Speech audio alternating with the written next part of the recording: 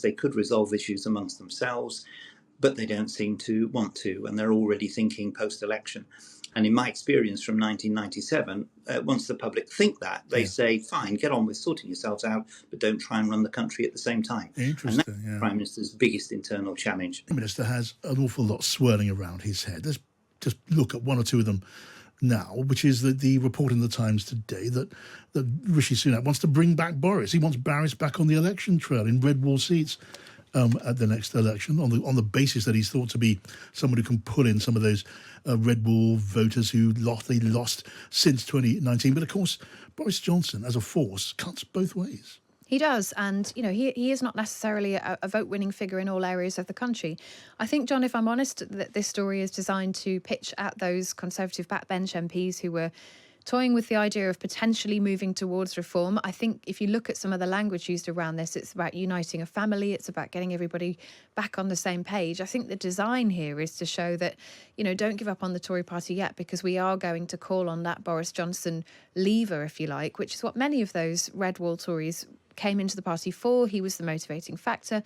So whether or not he's a vote winner, whether or not it will work for the party, I think is a separate question. But it is, you say there's lots swirling around. It is just worth mentioning that story was designed perhaps in part, or at least, the Tories are happy to talk about it, perhaps in part because they are worried about Lee Anderson defecting to reform. Yes. But at the same time as all this politics, we've got prisons are full. The government is having to let prisoners out of prison. We've got, a committee hearing today about the budget, which is suggesting that government figures do not add up. We've got a Home Affairs Committee where you've got a reverend suggesting that the church is helping asylum seekers convert in order to get around the Home Office system by the back door. You've got, Lee Anderson crossing the floor in the House of Commons, George Galloway giving his maiden speech. And that's before we even talk about the fact that Michelle Donnellan, senior cabinet minister, has had to apologise for landing the public with a £15,000 bill for a tweet. It's not a great week for the government, and it's only Tuesday. Yeah, that's right. Let's both of us talk to Alastair Burt. Okay, he's the former Conservative MP who was a minister in the Foreign Office under William Hague. Oh, good hello to you, Alastair. Hi, John. Hi, Kate. Let me go straight to this first, Alastair. Do you welcome Kemi Badenoch's intervention, just coming out and saying that your party's biggest donor used racist language? Yes, absolutely. He did. I suppose we still have to say, as is reported, but I'm assuming as these words have not been challenged and they've been in the press, we can take them as having been said.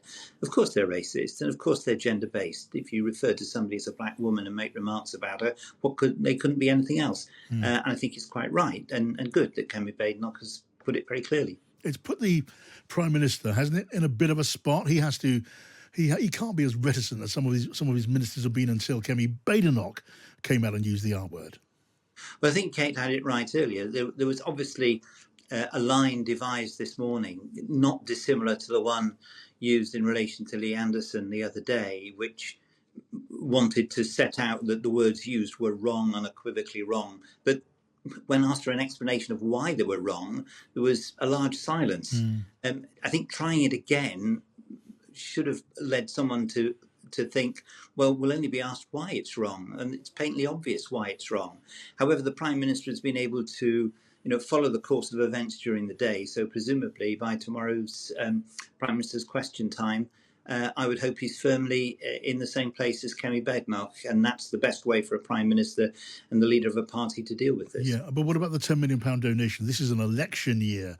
I mean, what party can afford to hand back, tear up that kind of cheque? Well, it's very easy for people outside of it to say, as I did in my tweet yesterday, there's no bones about it, you return the money.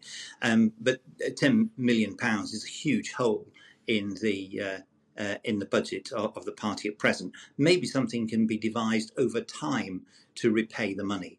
I don't know, but as people will say, if the money has come from a source such as this, and I agree that everything about the comments were bad, but perhaps for me, the most disturbing were the ones suggesting violence towards Diane Abbott, violence towards a member of parliament, when we have seen in recent times MPs murdered by people who are motivated by something or other? Who knows what triggers something like that? It's absolutely reprehensible and deplorable. And how the party can continue to hang on to that money, I don't know. But you can't return it overnight. I doubt if the party's in a position to do that. But somebody is going to have to work out what to do with this money. And there may be some legal challenge from the man himself as to what the purposes were that he donated it for, if it's to be used for anything else. But that's a side issue. The party should make it clear that this money is tainted by the source from which it's come, and make no bones about it. Right, Kate's here. Alastair, some people might be listening to this and just be thinking to themselves, why would you, if you were number 10, issue a line to ministers this morning not to call these remarks racist or sexist? What do you think is going on there? What do you think is the reason for them deciding not to use that kind of language? I don't know. I mean, I can't think you into that, Kate, because as was clear from the discussion over Lee Anderson's remarks, it was an argument that didn't hold water for very long. So I don't know who put it forward, but all this unfolded quite quickly. Sometimes there are practical reasons why the best decision isn't made early enough, but somebody should be drawing up some rules somewhere that makes it clear when things like this are revealed. There's no doubt about what the party's reaction should be, but whether or not other donors will be scrutinised, it's a very murky business, the donations and the funding of all political parties. But I'm not going to drag other people into it. It's not about them. It is about these remarks, this particular donor. But again, if somebody is giving you that much money, you are very, very beholden. And I don't know what due diligence was done when he came into the reckoning for Central Office, CCHQ, to give that sort of money. But once you're in that sort of hock, then you've got a problem, and that's been made very clear today.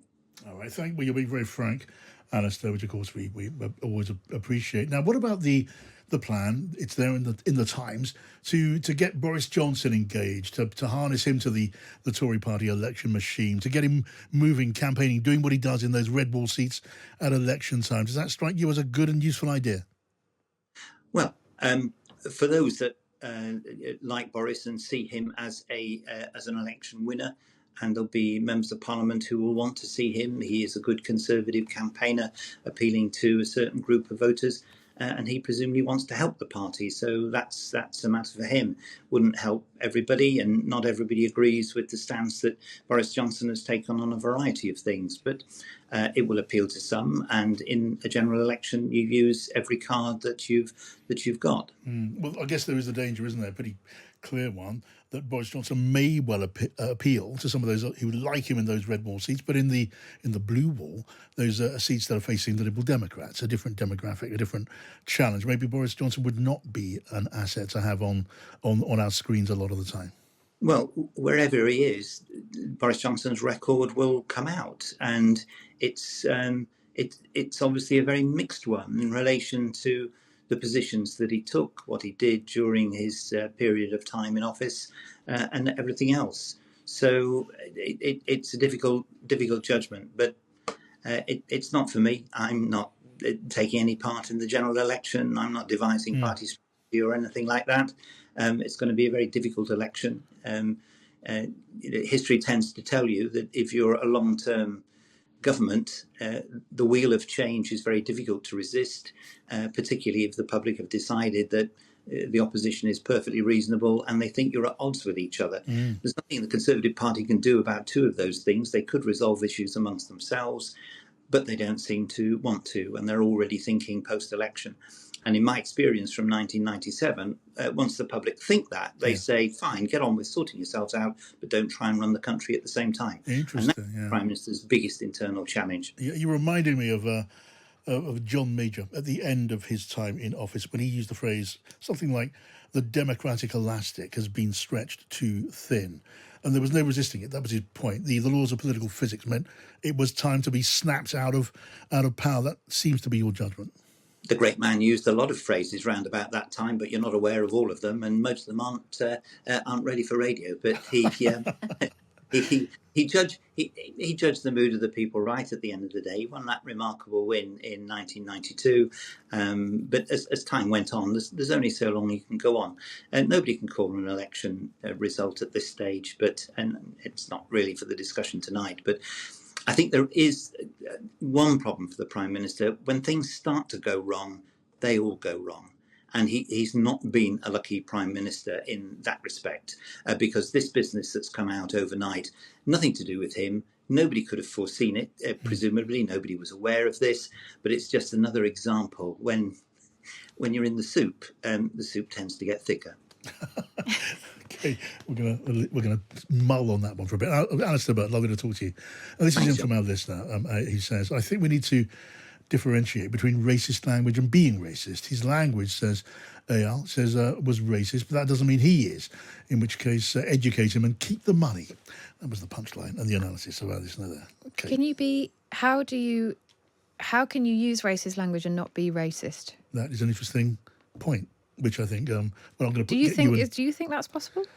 Racist look, I suppose in theory it is possible for a human being to use racist language without necessarily being racist. I mean, I've known in my life people who were brought up to speak in a certain way, and racial epithets would come to them. I'm thinking of over the years, and knowing some of these people, I would not think of them as it were, deep-dyed, instinctive racists.